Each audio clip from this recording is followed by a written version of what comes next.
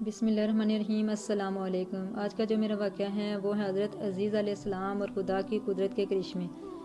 بنی اسرائیل جب خدا کی نافرمانی میں حد سے زیادہ بڑھ گئے تو خدا نے ان پر ایک ظالم بادشاہ بخت نصر کو مسلط کر دیا۔ اس نے بنی اسرائیل کو قتل کیا، گرفتار کیا اور تباہ کیا اور بیت المقدس کو برباد و ویران کر ڈالا۔ حضرت عزیز علیہ السلام ایک دن شہر میں تشریف لائے تو آپ نے شہر کی ویرانی اور بربادی کو دیکھا۔ تمام شہر میں پھرے، کسی شخص کو یہاں نہ پایا۔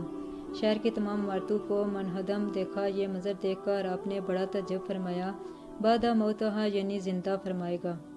اللہ اس شہر کی موت کے بعد اسے پھر کیسے زندہ فرمائے گا؟ آپ ایک دراز گوشت پر سوار تھے اور آپ کے پاس ایک برتن کھجور اور ایک پیالہ انگور کے رس کا تھا۔ آپ نے اپنے دراز گوشت کو ایک درخت سے باندھا اور اس درخت کے نیچے آپ سو گئے۔ جب سو گئے تو خدا نے اسی حالت میں آپ کی روح قبض کر لی اور گدھا بھی مر گیا۔ اس واقعہ کے 70 سال بعد اللہ تعالیٰ نے شاہان فارس میں سے ایک بادشاہ کو مسلط کیا اور وہ اپنی فوجیں لے کر بیت المقدس پہنچا اور اس کو پہلے سے بھی بہتر طریقے پر آباد کیا، اور بنی اسرائیل میں سے جو لوگ باقی رہے تھے خدا تعالیٰ انہیں پھر یہاں لایا اور وہ بیت المقدس اور اس کے انواع میں آباد ہوئے۔ ان کی تعداد بڑھتی رہی۔ اس زمانہ میں اللہ تعالیٰ نے حضرت عزیز علیہ السلام کو دنیا کی آنکھوں سے پوشیدہ رکھا اور کوئی آپ کو دیکھ نہ سکا۔ جب آپ کی وفات کو 100 سال گزر گئے تو اللہ تعالیٰ نے دوبارہ آپ کو زندہ کیا۔ پہلے آنکھوں میں جان آئی، ابھی تمام جسم مردہ تھا، وہ آپ کے دیکھتے دیکھتے زندہ کیا گیا۔ جس وقت آپ سوئے تھے وہ صبح کا وقت تھا، اور 100 سال کے بعد جب آپ دوبارہ زندہ کیے گئے تو یہ شام کا وقت تھا۔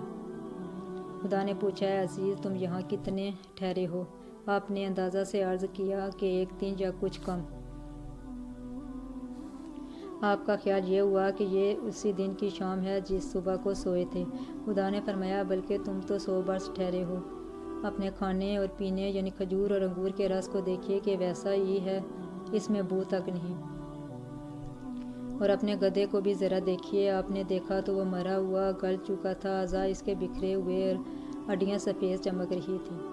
آپ کی نگاہ کے سامنے اللہ نے اس گدھے کو بھی زندہ فرمایا۔ پہلے اس کے اجزاء جمع ہوئے اور اپنے اپنے موقع پر آئے۔ ہڈیوں پر گوشت چڑھا، گوشت پر کھال آئی اور بال نکلے، پھر اس میں روح آئی اور آپ کے دیکھتے دیکھتے ہی وہ اٹھ کھڑا ہوا اور آواز کرنے لگا۔ آپ نے اللہ کی قدرت کا مشاہدہ کیا اور فرمایا، میں جانتا ہوں کہ اللہ تعالیٰ عرش پر قادر ہے۔ پھر آپ اپنی سواری میں سوار ہو کر اپنے محلے میں تشریف لائے۔ آپ کو کوئی جانتا نہ تھا۔ اندازے سے آپ اپنے مکان پر پہنچے۔ عمر آپ کی وہی 40 سال کی تھی۔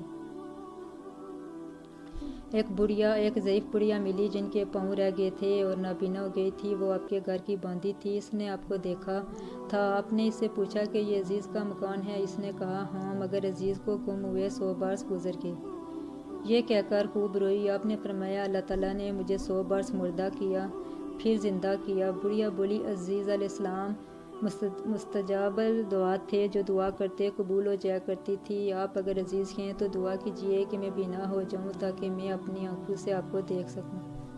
آپ نے دعا کی تو وہ بینا ہوگی۔ وہی پھر آپ نے اس کا ہاتھ پکڑ کر فرمایا، خدا کے حکم سے اٹھ۔ یہ فرماتے اس کے مارے ہوئے پاؤں بھی درست ہو گئے۔